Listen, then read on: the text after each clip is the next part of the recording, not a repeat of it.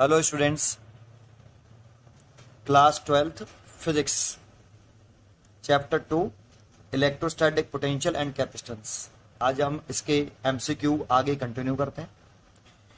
मैं इससे पहले वाले लेक्चर में 52 तक एमसीक्यू कंप्लीट करा चुका हूं। आपको पहले पीछे के लेक्चर इसके जरूर देखने चाहिए, क्योंकि इसमें कुछ क्वेश्चन जो हैं वो रिपीट हो रहे हैं, वैल्यू बदल के आ रही, कंसेप्ट वही है। अगर आप पीछे के लेक्चर को देखोगे तो ये आगे के जो क्वेश्चन हैं आप इट सेल्फ ट्राई कर पाओगे। ठीक है, स्टार्ट करते हैं 53 से। तो आप क्वेश्चन पहले पेन और कॉपी निकाल के साथ में बैठे। पहले आप क्वेश्चन इट सेल्फ रीड करें और इट सेल्फ क्वेश्चन को ट्राई करने की कोशिश करें। ठीक है, स्टार्ट करते हैं क्वेश्चन नंबर 53 से। 2 points P and Q are maintained at the potential of 10 volt and minus K 4 volt respectively. The work done in moving 100 electron from P to Q each. तो इस क्वेश्चन को मैं आपको पीछे कई बार बता चुका हूं। कभी भी एक चार्ज को एक पॉइंट से दूसरे पॉइंट तक मूव करने में वर्डन पूछे तो एक ही फॉर्मूला होता है। जैसे ये 2 पॉइंट हैं P और Q, क्वेश्चन में गिवन है P और ये Q, और यहां पे हमें किसको मूव कराना है वो देख लो। तो the work done in moving 100 electron, तो 100 इलेक्ट्रॉन पर कितना चार्ज होगा? एक इलेक्ट्रॉन पर चार्ज होता है माइनस का ई, दैट मीन्स माइनस के 1.6 इंटू 10 की पावर माइनस के 19 कूलम एक इलेक्ट्रॉन पर है। तो 100 इलेक्ट्रॉन पर टोटल चार्ज कितना हो जाएगा? Q माइनस के 100 E, इतने कूलम। तो इस चार्ज को मूव करने की कह रहा है Q को, Q की वैल्यू है 100 E कूलम। इस चार्ज को P से Q तक मूव करने में कितना वर्डन जानते हो? The work done P to Q पूछ रहा है। तो यहां पे हमेशा जिस चार्ज को आप मूव कर रहे हो वो वाला चार्ज यहां लिखते हैं, मूविंग चार्ज, और विद साइन पुट करते हैं इस फॉर्मूले में, इसकी वैल्यू विद साइन। फिर आगे P से Q गए तो Q फाइनल पॉइंट है, तो फाइनल पॉइंट का पोटेंशियल लिखते हैं। P initial point, Q is final point, तो फाइनल पॉइंट का पोटेंशियल माइनस इनिशियल पॉइंट का पोटेंशियल। ये फॉर्मूला आप कभी भी एक चार्ज को एक पॉइंट से दूसरे पॉइंट तक मूव कराने में वर्डन पूछे तो आप इस फॉर्मूले को अप्लाई करिए। अब जैसे इसमें कहा है कि 2 points P and Q maintained at the potential of, तो P पॉइंट का पोटेंशियल कितना गिवन है आपको? VP। Potential at point P given है 10 वोल्ट, इसको आप बोल सकते हो पोटेंशियल एट पॉइंट P। और पोटेंशियल एट पॉइंट Q आपको गिवन है माइनस के 4 वोल्ट रेस्पेक्टिवली। जानते हो इसका नाम क्या है पूरे का? इस पूरे का नेम है potential difference between point P and Q, between points P and Q। लेकिन केवल VP का नेम है only VP, potential at point P, और VQ का नेम है potential at point Q। Value put कर दीजिए, वर्डन निकल आएगा। वर्डन पूछ रहा है P से Q तक मूव कराने में कितना वर्डन। तो मूविंग चार्ज आ गया माइनस के 100 E, E मतलब 1.6 इंटू 10 की पावर माइनस के 19 कूलम, E की वैल्यू। तो ये विद साइन लिखना है तो माइनस साइन जरूर लगाना। VQ माइनस के 4 वोल्ट, VP 10 वोल्ट। अब सॉल्व कर लीजिए, माइनस के 100 इंटू 1.6 इंटू 10 की पावर माइनस के 19 इंटू माइनस के 40। देखो इस माइनस से माइनस कैंसिल हो जाएगा, प्लस का हो जाएगा, एक तो प्लस की वैल्यू आएगी। और 16 का 14 में मल्टीप्लाई कर लीजिए, तो आप 16 इंटू 14 कर लीजिए। 4 से 2 4, और 4 1 4 2 6 6 क्रॉस 6, और ये 1, ये 4, ये 2 और ये 2, तो ये आ गया 2.4। एक पॉइंट तो लग रहा था इसमें, डेसिमल पॉइंट लगा हुआ, ये रहा एक पॉइंट लगा दी। और 10 की पावर माइनस के इससे पावर हो जाएंगी 17। एक पावर और कम कर सकते हो तो 2.24 10 की पावर हो जाएगी -16। इतना जूल बर्डन करना पड़ेगा, इतना बर्डन करना पड़ेगा। तो इसीलिए आप कैलकुलेशन कर लेना, 2.24 10 की पावर -16 जूल। अब देखो इसमें चॉइस में पॉजिटिव भी दे रखी है वैल्यू, इतनी वैल्यू, और नेगेटिव में भी दे रखी है, नेगेटिव में और पॉजिटिव में। तो कौन सी वैल्यू आ गई? Positive, D choice correct. तो इस विद साइन पुट करना होता है मूविंग चार्ज, ठीक है नहीं, तो इसीलिए इसकी D choice is right answer. चलिए क्वेश्चन नंबर हम देखते हैं अगला 54। तो अगर आप 54 पहले क्वेश्चन रीड करिए। 54 क्या है? एक पैरेलल प्लेट कैपेसिटर है, थोड़ा सा इसे फोल्ड कर लेता हूं, ठीक है, अब रीड करिए आराम से। एक पैरेलल प्लेट कैपेसिटर है with air between the plates, has capacitance 3 microfarad. If capacitor is emerged in liquid of dielectric constant 4, the capacitance will be. तो पहले तो आप एक क्वेश्चन नंबर 54 डालिए, और वो क्वेश्चन में कह रहा है कि पैरेलल प्लेट कैपेसिटर है ये रहा। पहले इसमें क्या है? बिटवीन एयर है, प्लेट सेपरेशन लेट कर लेते हैं डी, प्लेट एरिया लेट कर लेते हैं ए। तो इसका कैपेसिटेंस सी नॉट दे रखा है आपको 3 माइक्रोफैराड, ये आपको गिवन है। अब इसका फॉर्मूला भी आप जानते हो, जब एयर होता है तो c not is equal to epsilon not a by d. ये मैंने फॉर्मूला अप्लाई कर दिया। अब इस पूरे कैपेसिटर को उसने एक लिक्विड में डिप कर दिया। तो जब लिक्विड में डिप कर दोगे तो एयर के स्थान पर क्या आ जाएगा? वो लिक्विड आ जाएगा भाई पूरे में। ये प्लेट सेपरेशन डी है, इसमें पूरे में लिक्विड भर जाएगा, ऐसे एयर को रिप्लेस करके लिक्विड उसका स्थान ले लेगा। ये देखो ऐसे प्लेट सेपरेशन डी रहेगी, प्लेट एरिया भी ये रहेगा। बस डाइलेक्ट्रिक मटेरियल आ गया के, जिसका डाइलेक्ट्रिक कांस्टेंट आपको क्वेश्चन में गिवन है कितना? 4। और इसका कैपेसिटेंस पूछ रहा है कि नया कैपेसिटेंस कितना हो जाएगा। तो नया कैपेसिटेंस सी लेट कर लिया, तो सी इज इक्वल टू, अगर पूरे में भर देते हैं तो फॉर्मूला हो जाता है एप्सिलॉन नॉट के बाई डी। तो आप देखो इसकी जगह पे कितना पुट कर सकते हो, इसकी जगह पे देखो आप इसकी जगह पे पुट कर सकते हो एप्सिलॉन 0 ए बाई डी। तो दैट मीन्स सी नॉट और ये के। तो सी नया कैपेसिटेंस पूछ रहा है, सी नॉट दे रखा है कितना आपको? 3 माइक्रोफैराड। तो आप इसके 3 माइक्रोफैराड और के की वैल्यू दे रखी है 4, तो के इज इक्वल टू 4, तो ये आ गया 12 माइक्रोफैराड। इसकी चॉइस हो जानी चाहिए डी, इसकी भी चॉइस 54 का डी, 12 माइक्रोफैराड। तो 54 का D is a right answer. 55 देखिए आप, क्वेश्चन नंबर 55 पढ़िए। The distance between the parallel plate capacitor is capacitance C. The distance between the plates of parallel plate capacitor of capacitance C is double. Its new capacitance will be, देखो एक parallel plate capacitor है, plate area A है, plate separation D है, तो इसका capacitance है C not epsilon not A by D।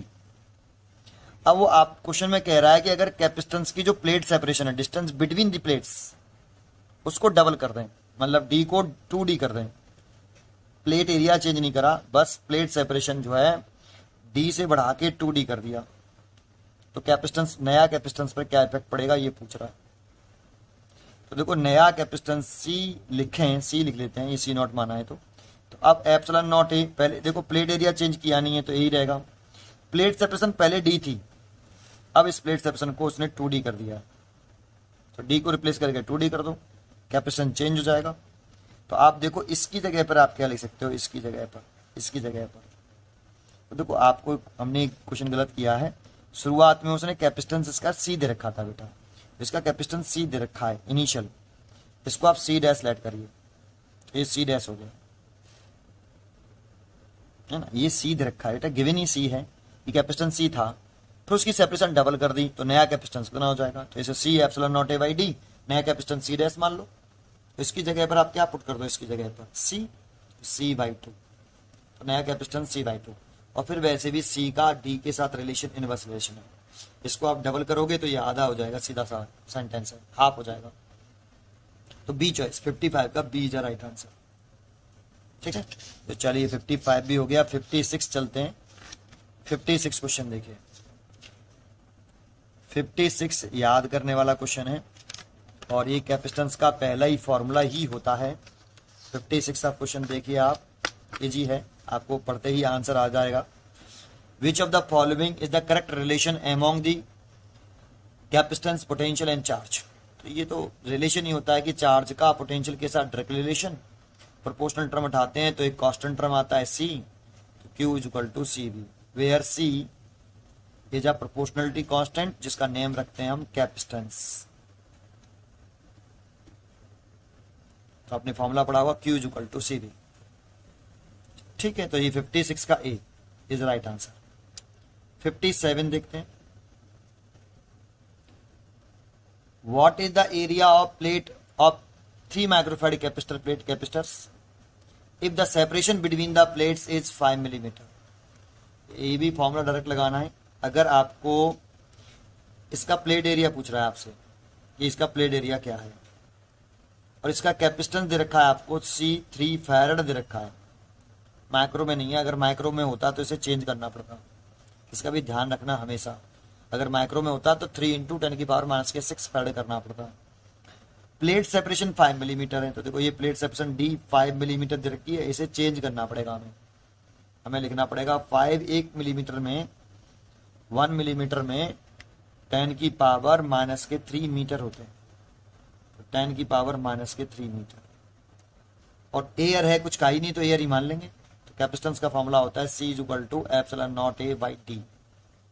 और area पूछ रहा है, तो ए की वैल्यू कितनी आ जाएगी यहाँ से सॉल्व करने पर, तो ए की वैल्यू आ जाएगी यहाँ से CD/ε0।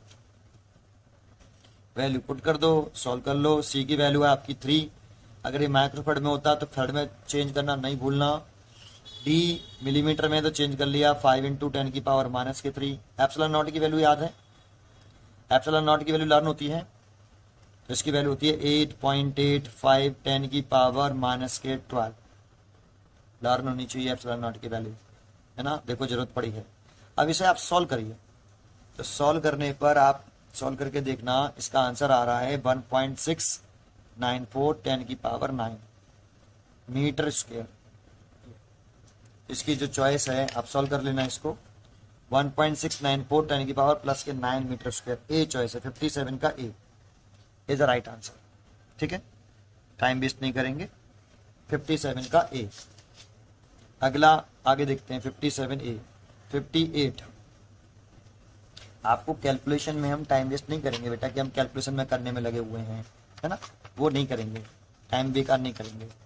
चलिए आगे बढ़ते हैं, नया क्वेश्चन। अब इस क्वेश्चन को अब यहां से देखिए 58। देखो ये 58 क्वेश्चन जो है, इससे पिछले वाले लेक्चर में मैंने इसके दोनों केस आपको समझाए थे। अब मैं यहाँ इसे थोड़ा सा स्पीडली करूँगा। अगर आप वहाँ से इस टाइप के सारे क्वेश्चनों को करना चाहते हो तो उस लेक्चर को जरूर देखें। एक बार देख लोगे तो मैंने 2 कंसेप्ट हैं इसके, दोनों कंसेप्ट आपको सिखाए हैं, कराता इसको भी हूँ, बड़ा इजी है, कुछ नहीं। A parallel plate capacitor has plate area A end plate separation D. A battery charges the plates to potential difference V0. The battery is then disconnected. The dielectric slab of dielectric constant K, thickness D is introduced. The ratio of energy stored in the capacitor before and after the slab introduced is. Energy का ratio पूछ रहा है dielectric material put करने से पहले और dielectric material put करने से बाद। तो देखो इंपॉर्टेंट है ये कि जैसे हमारे पास ये एक पैरेलल प्लेट कैपेसिटर है, इसका प्लेट एरिया A है, प्लेट सेपरेशन D है। अभी कोई डाइलेक्ट्रिक मटेरियल पुट नहीं किया, एयर है, और इसे चार्ज कर रहे हैं बाई बैटरी V0 से। जानते हो जैसे ये कैपेसिटर फुली चार्ज होगा, जैसे ये अनचार्ज है पहले तो इसका पोटेंशियल डिफरेंस, दोनों प्लेट्स के पोटेंशियल डिफरेंस 0। लेकिन जैसे इस कैपेसिटर बैटरी लगा के इसको चार्ज करेंगे तो जैसे ये फुली चार्ज होगा तो इसकी प्लेट का पोटेंशियल डिफरेंस, इन दोनों प्लेटों के बिटवीन जो पोटेंशियल डिफरेंस है वो इसके बराबर हो जाएगा, तो हम कहेंगे कैपेसिटर फुली चार्ज हो गया। तो इसका इस कंडीशन में potential difference V0। Charge late कर लेते हैं कि कैपेसिटर पे charge Q0, capacitance C0, electric field E0, potential energy U0। अब इसमें क्या करा है कि जब ये फुली चार्ज हो चुका है उसके बाद आपने क्या किया, इस बैटरी को हटा दिया, रिमूव कर दिया, बैटरी रिमूव कर दी, ठीक है। अब इसमें डाइलेक्ट्रिक स्लैब भर दिया, और जो डाइलेक्ट्रिक स्लैब की थिकनेस है ना वो इसकी प्लेट सेप्शन के बराबर ही दे रखी है इस क्वेश्चन में, और डाइलेक्ट्रिक कांस्टेंट के दे रखा है, और बैटरी डिस्कनेक्ट कर दी है। तो जानते हो बैटरी डिस्कनेक्ट कर दें और डाइलेक्ट्रिक मटेरियल पुट करें तो चार्ज कांस्टेंट रहता है, क्योंकि ये वाली बैटरी इसको चार्ज करके चार्ज कर दिया फुली चार्ज इस बैटरी ने, और फिर डिस्कनेक्ट किया, तो ये कैपेसिटर तो फुली चार्ज है ना बेटा आपका, और कैपेसिटर फुली चार्ज है तो डाइलेक्ट्रिक मटेरियल पुट करोगे तो इसका चार्ज कांस्टेंट रहेगा। और बैटरी अगर कनेक्टेड ही रहती तो पोटेंशियल डिफरेंस, बैटरी कनेक्टेड ही रहे और डाइलेक्ट्रिक मटेरियल पुट करें तो potential difference remain same. Battery disconnect कर दें, डाइलेक्ट्रिक मटेरियल पुट कर दें तो चार्ज सेम। ये दो रूल होते हैं, ये बैटरी कनेक्टेड तो पोटेंशियल डिफरेंस सेम, और बैटरी डिस्कनेक्टेड तो चार्ज सेम। तो यहां बैटरी डिस्कनेक्ट कर दी है तो यहां लिखेंगे इफ बैटरी आपकी क्या किया है, यहां पे डिस्कनेक्ट किया ना, तो battery is disconnected and dielectric slab, ये मैं लिख रहा हूं लेकिन आपको पेपर में नहीं लिखना है ना, कुछ मल्टीपल चॉइस आएगा, आप तो बस करके फटाफट कर देना, मैं आपको समझाने लिख रहा हूं। इफ बैटरी नोट्स बना लेना आप इसके, if battery is connected and disconnected, dielectric slab is inserted between the plates, then charge on capacitor, capacitor लिख दिया शॉर्ट, चलो लिख देता हूं, इज रिमेन सेम। इज अगर बैटरी कनेक्टेड रहती ना तो पोटेंशियल डिफरेंस सेम, तो चार्ज सेम। तो पहले नंबर पर जो रूल है उसको ही कर लेते हैं। अब मान लो इसका चार्ज क्यू है, इसका क्यू नॉट है, तो ये बराबर होगा क्यू नॉट। फर्स्ट नंबर पे हमेशा रूल लिखते हैं, फर्स्ट नंबर पे हमेशा रूल। सर ये तो पूछ ही नहीं रहा है, एनर्जी पूछ रहा है, आप जाने चार्ज निकाल लो, तो फर्स्ट नंबर पे हमेशा रूल लिखते हैं। रूल मतलब ये वाला, चार्ज रिमेन सेम रहेगा, हमेशा लिखेंगे चाहे पूछे या ना पूछे। दूसरे नंबर पर कैपेसिटेंस लिखते हैं, पूछे या ना पूछे लिखना ही पड़ेगा कैपेसिटेंस। तो इसका कैपेसिटेंस कितना बेटा, c not epsilon not a by d, और इसका कितना हो जाएगा इस वाले का, तो इसका हो जाएगा c is equal to epsilon not a k by d. First number पर रूल मतलब चार्ज रिमेन सेम रहा है तो charge remain same, battery connected रहती तो potential difference remain same, potential difference same रह रहा तो पहले नंबर पर पोटेंशियल डिफरेंस, चार्ज सेम रह रहा तो चार्ज सेम पहले नंबर पर, दूसरे नंबर पर हमेशा कैपेसिटेंस। ये तो आपको निकालने ही पड़ेंगे। अब यहाँ पर सीधे एनर्जी की बात कर रहा है तो इसकी एनर्जी और इसमें भरने के बाद एनर्जी का रेशियो पूछ रहा है, तो अब एनर्जी डायरेक्ट निकाल सकते हो। एंड तो कैपेसिटर की एनर्जी के तीन फॉर्मूले होते हैं, एक तो होता है हाफ सी वी स्क्वायर, इतनी एनर्जी स्टोर होती है कैपेसिटर में। एक होता है इसी को इंटरचेंज करके लिख सकते हो क्यू वी, फॉर्मूला तो एक ही है, इंटरचेंज कर लेते हैं किस वाले फॉर्मूले से, क्यू बराबर सी वी से। और एक होता है हाफ क्यू स्क्वायर बाई सी, ये तीनों एक इक्वल होते हैं आपस में। अब बताओ मेरे को यहाँ नॉलेज किसकी है, क्यू और सी की, भाई इसका क्यू और सी की तो नॉलेज है, वी तो मेरे को पता ही नहीं है, सो मैं ये वाला लगाऊंगा क्यू और सी वाला। और देखो यहां इसकी जगह पर आप लिख सकते हो, इसकी जगह पर सी नॉट, तो के सी नॉट। तो मैं अब एनर्जी की कह रहा है तो इंसर्ट करने से पहले एनर्जी यू आई मान लेता हूं, या यू नॉट माना है मैंने, यू नॉट, इसका यू मान लेते, इसका सी और ये यू। तो कितना बेटा, half q not divide by c not. अब कितनी हो जाएगी थर्ड, तो u is equal to half q square by c. तो देखो चार्ज तो रिमेन सेम रहा, तो इसीलिए आप इसकी जगह पे तो हाफ क्यू नॉट का स्क्वायर लिख सकते हो, और कैपेसिटेंस के टाइम्स इंक्रीज हो गया है तो सी की जगह पर आप के सी नॉट लिख सकते हो, और इसकी जगह पर इस के को छोड़कर इसकी जगह पर आप क्या लिख सकते हो, यू आई। तो u is equal to 1/k u0। अब देखो पूछा क्या है उसे एक बार चेक कर लेते हैं, फाइंड क्या करना है, the ratio of energy stored in the capacitor before and after. तो बिफोर पहले लिखना है ना, before the ratio of energy stored in the capacitor before and after the slab introduced as. तो बिफोर लिखना है पहले, तो बिफोर तो वाला कौन सा, स्लैब इंसर्ट करने से पहले तो ये है, और स्लैब इंसर्ट करने के बाद यू है, तो हमें निकालना क्या जानते हो, यू नॉट बाई यू निकालना है। पहले बिफोर बोला है, आफ्टर बाद में बोला है, तो यू नॉट बाई यू निकालो अगर आप यहां से, तो भाई यू को नीचे ले जाओ, के को उधर ले आओ, तो के आ जाएगा ऐसे, के रेशियो 1, इसीलिए a choice is right answer. 58 का ए, हम कहेंगे 58 का ए इज अ राइट आंसर। ठीक है, 58 समझ में आया आपको। चलो 59 चलते हैं, 59 चलते हैं, तो 59 की तरफ चलें। क्वेश्चन नंबर 59, ये देखो ये 59 क्वेश्चन पढ़िए। 5 capacitor are connected on figure, the equivalent capacitance between points A and B.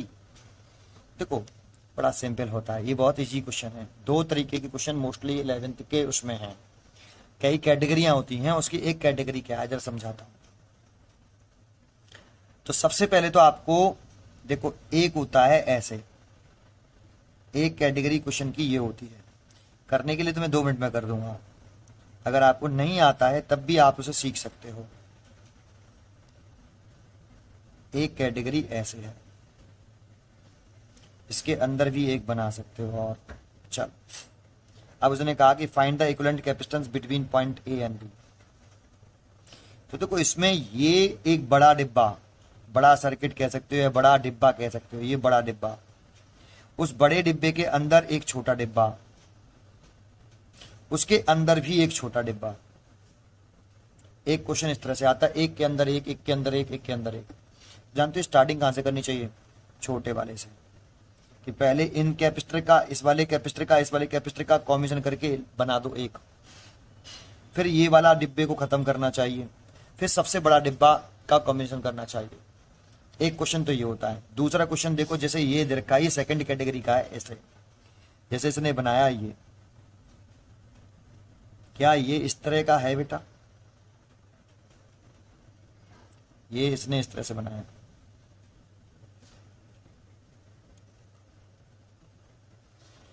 एक डिब्बा ये हो गया, एक डिब्बा ये हो गया। देखो एक ये छोटा लूप और एक छोटा लूप ये, और ये कह रहा है आपको ए और बी के बिटवीन इक्विवेलेंट कैपेसिटेंस निकालना। ये 1 माइक्रोफैराड है, ये 2 माइक्रोफैराड है, ये 1 माइक्रोफैराड है, ये 2 माइक्रोफैराड है, ये 2 माइक्रोफैराड है, ये दे रखा है। Find the equivalent resistance equivalent capacitance between point A and B.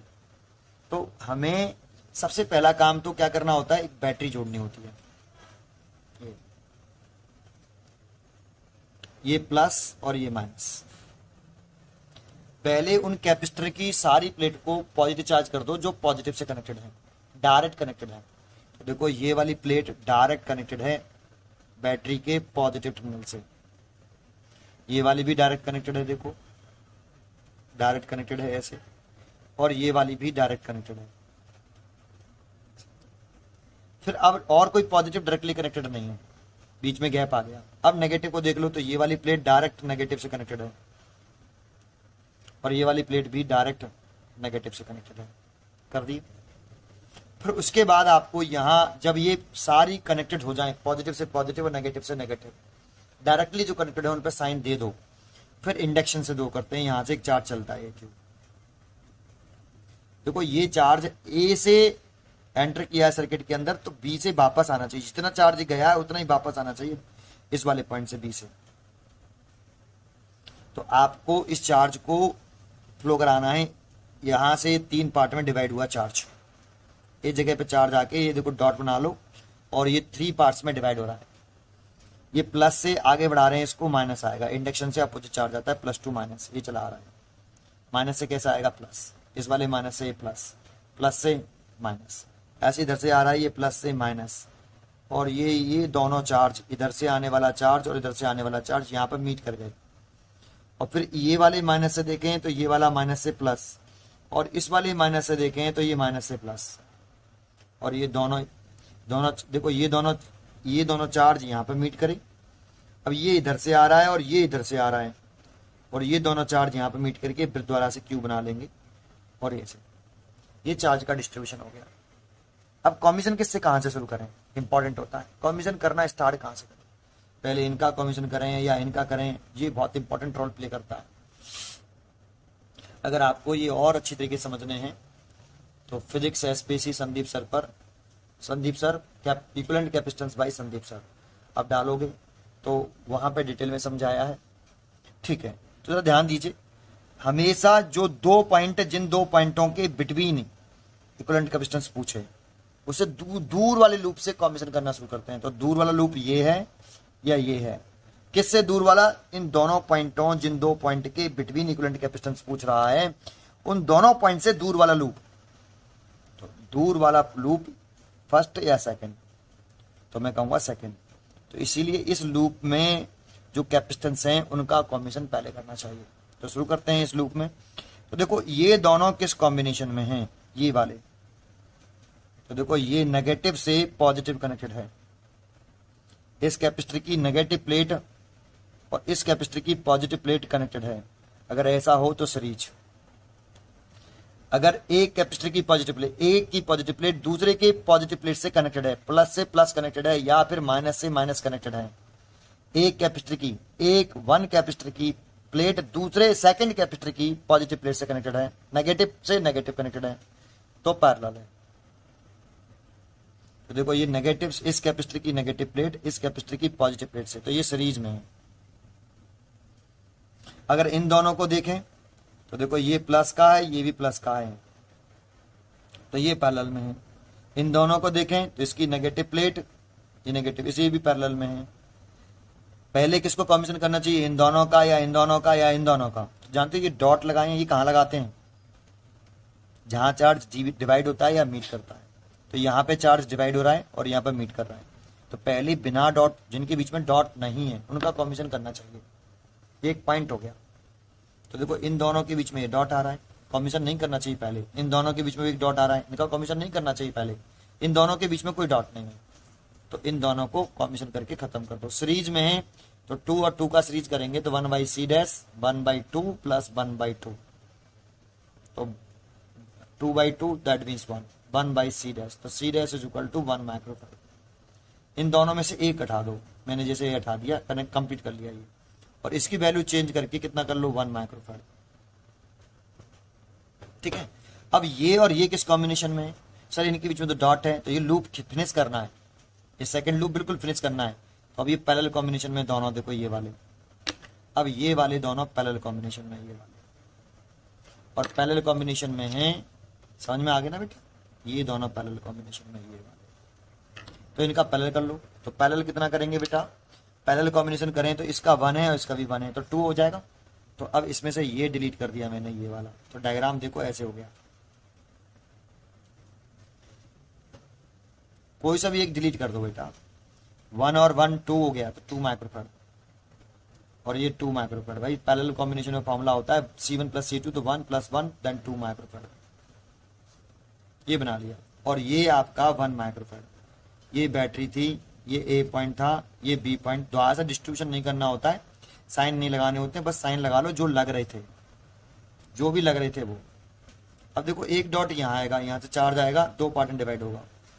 क्या यहाँ डॉट आएगा? ये चार्ज चला रहा है, डिवाइड तो मीट तो कर ही नहीं रहा, ये चार्ज ऐसे रहेगा ऐसे, और ये इधर से आएगा, ये यहाँ पर मीट करेगा। अब देखो एक लूप बच गया ये। अब इन दोनों के बीच में कोई डॉट नहीं है, लेकिन इन दोनों के बीच में डॉट है, इन दोनों के बीच में डॉट है, तो पहले इन दोनों का कॉम्बिनेशन कर लेना चाहिए। बताओ किस कॉम्बिनेशन में, देख के बताओ। तो नेगेटिव से पॉजिटिव है, और नेगेटिव से पॉजिटिव है, तो ये दोनों सीरीज में है। तो 2 और 2 का सीरीज अभी किया था, 1 आया था, तो इसमें से एक हटा देता हूँ, ये हटा दिया और इसकी वैल्यू बदल लेना, 1 माइक्रोफैराड। अब ये और ये किस में? पैरेलल में। देखो नेगेटिव से नेगेटिव कनेक्टेड है, और इधर से देखेंगे तो पॉजिटिव से पॉजिटिव कनेक्टेड है। सो ये दोनों पैरेलल में है और पैरेलल में है, तो टोटल कैपेसिटेंस आ गया 2 माइक्रोफैराड। इसलिए इसका टोटल कैपेसिटेंस होगा 2 माइक्रोफैराड। मैंने कोशिश करी। देखो इंपॉर्टेंट क्वेश्चन करना नहीं होता, इंपॉर्टेंट है क्वेश्चन का कंसेप्ट, कि एक बार हम सीख जाएं तो उसी कंसेप्ट से करते हैं। ठीक है, चलिए 2 माइक्रोफैराड कैपेसिटेंस हो गया। आगे बढ़ते हैं, 59 हो गया आपका। अगला है आपका 60, क्वेश्चन नंबर 60 देखते हैं। क्वेश्चन नंबर 60, ये भी बहुत अच्छा क्वेश्चन है और देखिए इजी है। A capacitor is charge two by battery, the battery is removed. Under identical अनचार्ज capacitor is connected in parallel the total electrostatic potential energy resulting system.